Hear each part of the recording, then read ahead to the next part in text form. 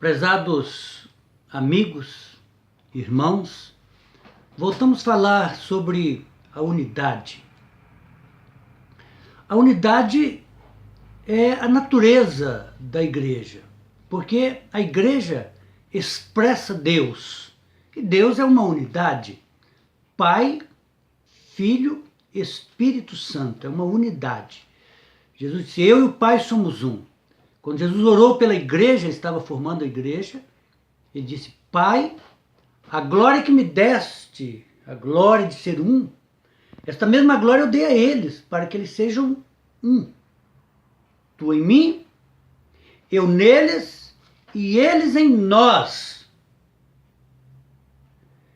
Esta é a natureza da igreja, porque é a natureza de Deus. E esta unidade, porque Deus reprova a divisão, Deus abomina a divisão, isso tem que ficar claro para que você tenha temor de Deus, você que espera salvar-se, aí para a glória com Deus eterno, preste atenção, porque é muito claro nas Escrituras, os pregadores estão cegos, pregam sobre o amor, pregam sobre a paz, sobre alegria, sobre poder, sobre finança, prega sobre tudo, mas não prega sobre a unidade única. E quando fala de unidade, fala da unidade própria. Cada denominação tem a sua própria unidade, mas a unidade de Deus é a unidade única. Jesus disse, venham a mim todos, porque Ele é o centro da unidade. Mas esta unidade, ela é vista lá no Velho Testamento já. Olha o que Deus diz aqui em Deuteronômio, capítulo 12. Eu vou ler alguns versículos aqui no capítulo 12 de Deuteronômio. Deus estava falando da formação de Israel. Israel estava prestes a entrar para Canaã e formar uma nação. E o que Deus queria deles? Veja o que está escrito aqui.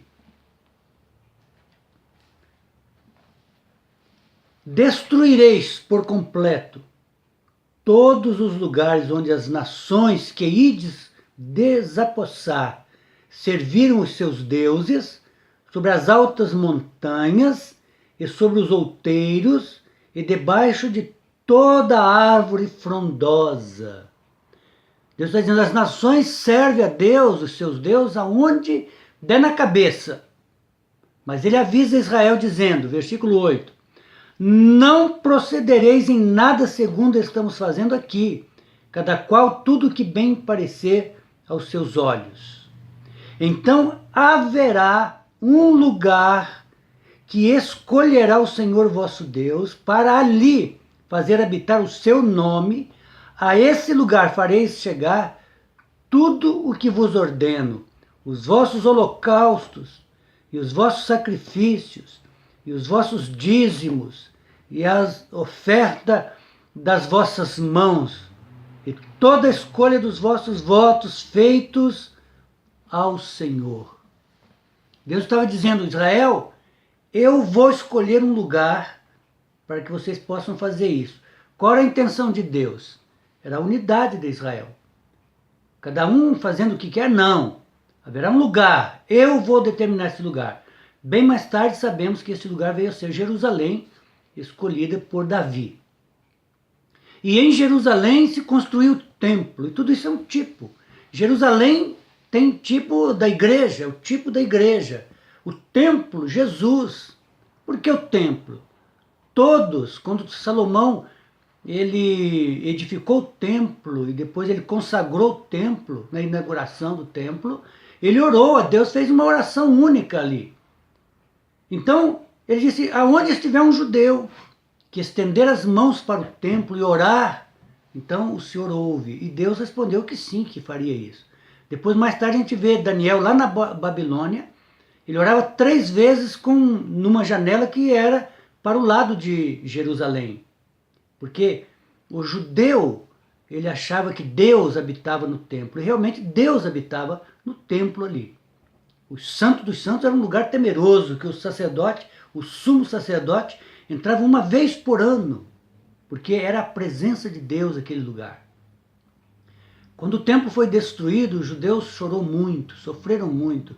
Não por ver prata e ouro sendo ali desperdiçados, mas eles tinham a impressão de que Deus, o seu Deus, foi embora agora. Deus não tinha onde morar, então Deus foi embora. E o judeu sofreu muito, porque o templo significava a presença de Deus para Israel. Querido, esse templo hoje é Jesus. Assim como Deus habitava no templo, Paulo diz, em Cristo habita toda a plenitude de Deus. Então, se alguém quisesse Deus, vinha Jesus. Quando alguém queria qualquer coisa de Deus, vinha através do templo. Hoje, qualquer coisa que você queira de Deus, você vem através de Jesus. Então, Jesus para a igreja, e hoje trazendo para a igreja, o Senhor sempre tem um lugar. Quando Deus teve Adão, teve o jardim. Quando Deus teve Israel, teve ali a terra de Israel e teve a unidade em Jerusalém. Hoje Deus tem a igreja e tem Jesus como centro da nossa unidade. Só há um Senhor, só há um corpo, que é a igreja, e só há um Senhor, só há um Espírito. Então, nós, todos os crentes, temos a obrigação de preservar a unidade do Espírito no vínculo da paz, diz a palavra ali em Efésios 4. Então, queridos, hoje é a realidade do tipo que vemos lá em Israel. Todo Israel, com tudo que aconteceu em Israel, eram tipos para trazer uma realidade espiritual para nós hoje. Hoje é que vale. Então, quem é a nossa unidade hoje? Jesus. E onde se preserva esta unidade? Na igreja. Na igreja. Assim como o templo estava em Israel, estava em Jerusalém, hoje Jesus está na igreja. A igreja é o local que Deus nos trouxe para ter unidade em Cristo Jesus. Nós praticamos o amor, nós praticamos o perdão, nós praticamos a caridade, tudo dentro da igreja. Qualquer coisa que você pratica fora da igreja, você não está fazendo a vontade de Deus. A base da nossa casa espiritual é a igreja, porque a igreja está em Cristo. A igreja é Cristo. A igreja é o reino de Deus. Então, neste reino, nesta igreja, nesse Cristo coletivo, é que você precisa estar. E aí não cabe as divisões. Nome batista. Já pensou trazer para dentro da igreja toda essa divisão, essa Babel, essa confusão? É horrível isso. Então esqueça isso. E venha para a verdadeira unidade, queridos. Então Cristo é unidade. Ele chegou e disse, venham a mim todos. E aquele que quiser me seguir, tome a sua cruz, negue a si mesmo, torna-se um comigo.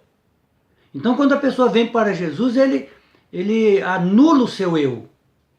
Ele rejeita o seu eu.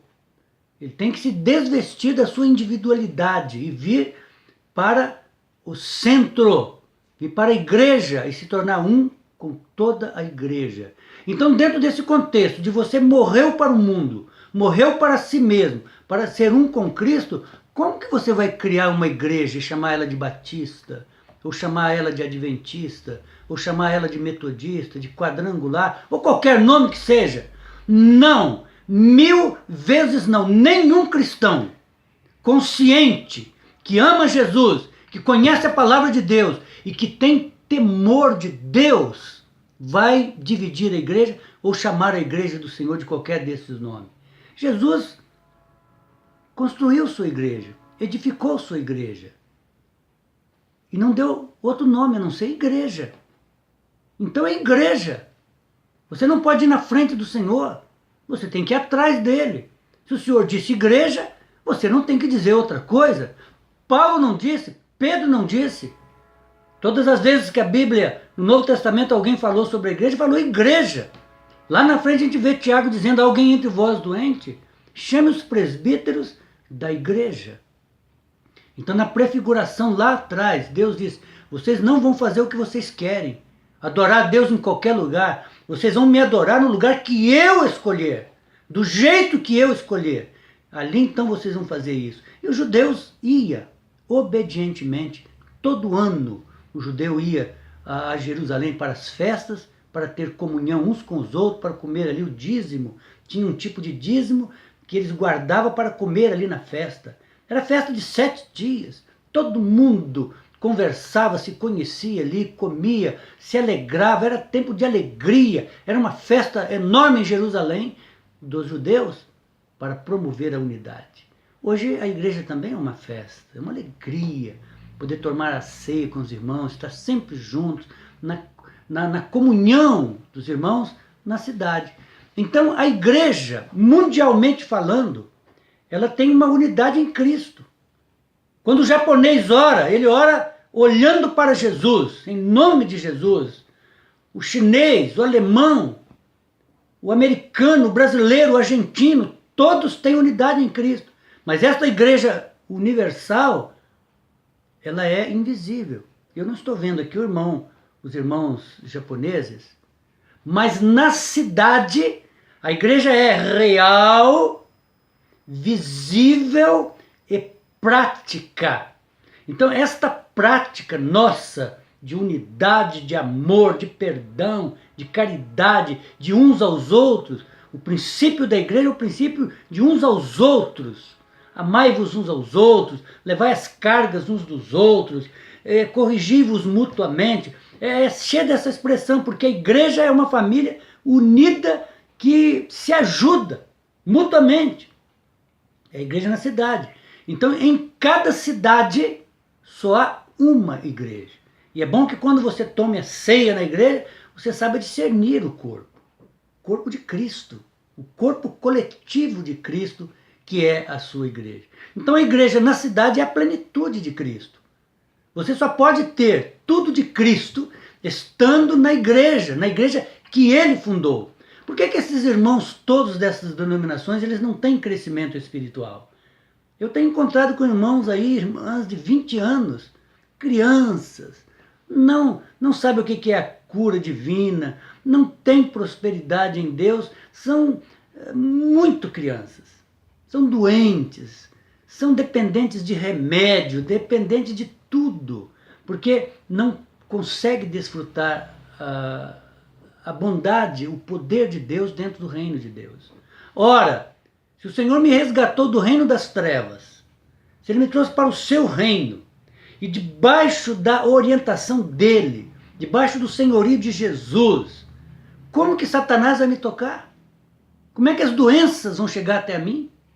Eu sou dEle. Então, na vida da igreja nós temos poder. Nós é que temos poder contra Satanás. Satanás tem que estar debaixo dos nossos pés. É isso que a Bíblia mostra na prefiguração. Quando Davi subiu em cima do gigante para cortar a cabeça do gigante, era um tipo de Cristo, dizendo, o diabo tem que estar debaixo dos nossos pés.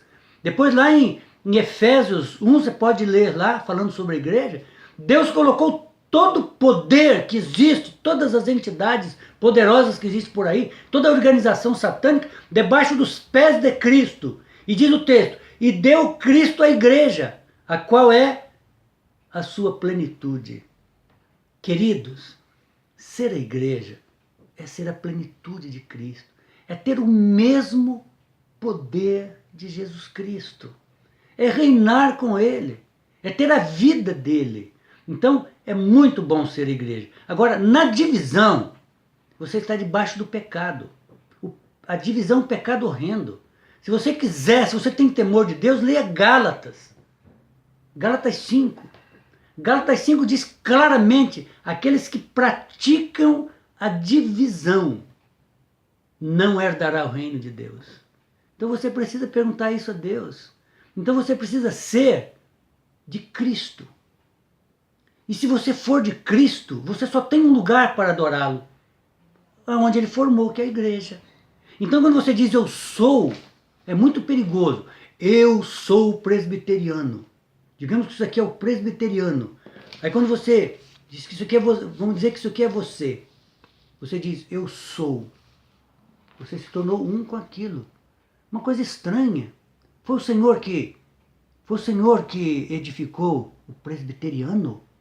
Onde está isso no Novo Testamento?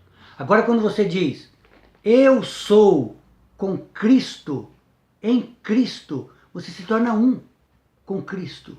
Então, queridos, abra seus olhos. Olhe no Novo Testamento se existe qualquer outra coisa a não ser a igreja. A igreja toda inclusiva, a igreja que não discute ventos de doutrina. As pessoas não se dividem pela doutrina, pela sã doutrina. O que é sã doutrina? É tudo aquilo que diz respeito à salvação.